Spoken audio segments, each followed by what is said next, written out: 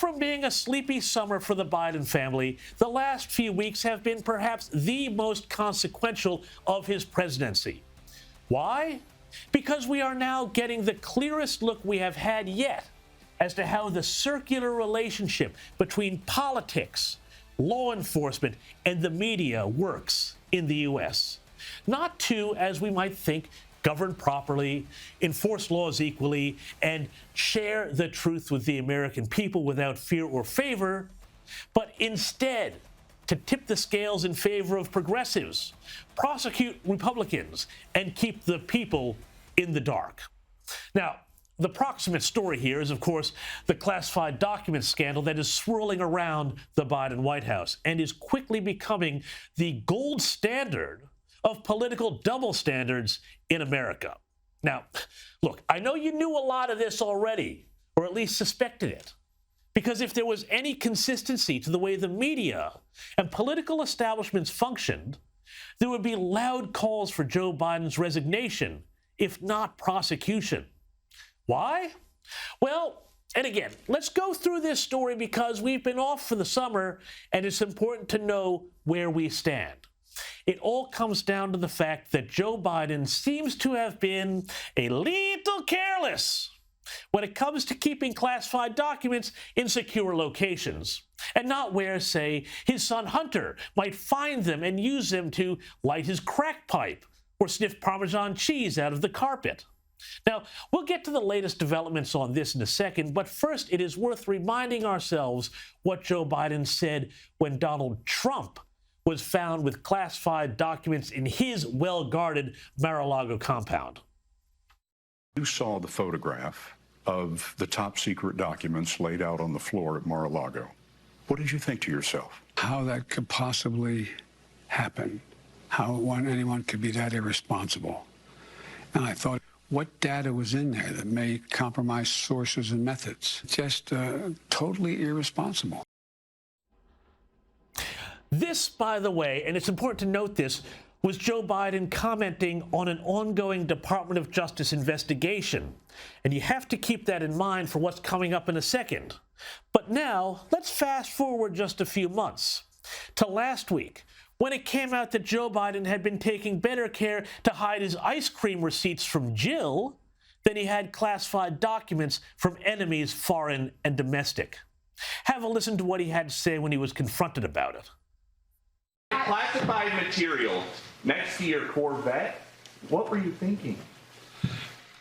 Let me, I'm going to get a chance to speak on all this, God willing, soon. But as I said earlier this week, people, and by the way, my Corvette's in a locked garage. Okay, so it's not like you're sitting out in the street. Got that? Listen, Jack, they were next to his Corvette. Not a joke, as Joe Biden might say. This, of course, incidentally, is the locked garage where the documents were being kept. Quite possibly in that stack of junk you see in the background amongst what can only be imagined to be, I don't know, maybe boxes of old half-completed TV Guide crossword books or guaranteed authentic sad clown figurines from the Franklin Mint, and maybe a complete set of Air Force Two logo china Joe Biden snuck into his carry-on one plate at a time while he was on the road as vice president. But I guess we'll never know what's back there. You know why? Because guess what? Rather than the feds going in with FBI SWAT teams to seize the documents and then display them as if they were showing off the spoils of a raid on a minor league Bondi Beach coke dealer, the cops let Biden's lawyers, yeah, his lawyers, and who knows whether they had the appropriate clearance to even look at classified material, go through Biden's papers themselves and self-report what they found. Again, as Joe Biden might say, not a joke. And it gets worse. The first tranche of classified documents were found at Joe Biden's vice presidential think tank. I know, try to control your laughter at that idea. But it is worth noting that since the Joe Biden Center for Outstanding Achievement in the Field of Excellence, or whatever it is called, opened, it has trousered more than $50 million in donations from communist China. But I'm sure they're just being generous and would ask for nothing in return. We also know that Hunter Biden lived at the Delaware address where the documents are thought to have been in that garage. And according to one background check document, it said he paid $50,000 a month in rent to his dad for the privilege of staying there. Now, I don't know about you, but I kind of wonder if that could have been some of the notorious 10% for the big guy we've heard so much about. Photos have also surfaced of Hunter Biden driving his dad's Corvette, suggesting he had access to that garage. And according to this report from Fox News, President Biden met with at least 14 of Hunter Biden's business associates while he was vice president in the Obama White House, associates from a variety of countries, including Ukraine, China, and Kazakhstan. Meanwhile, remember at the start of this, when I noted that Joe Biden was eager to hop into the ongoing investigation into Donald Trump's handling of classified documents? Well, now that the worm has turned, it's a different story. Here's White House spokesmuppet Karine Jean-Pierre.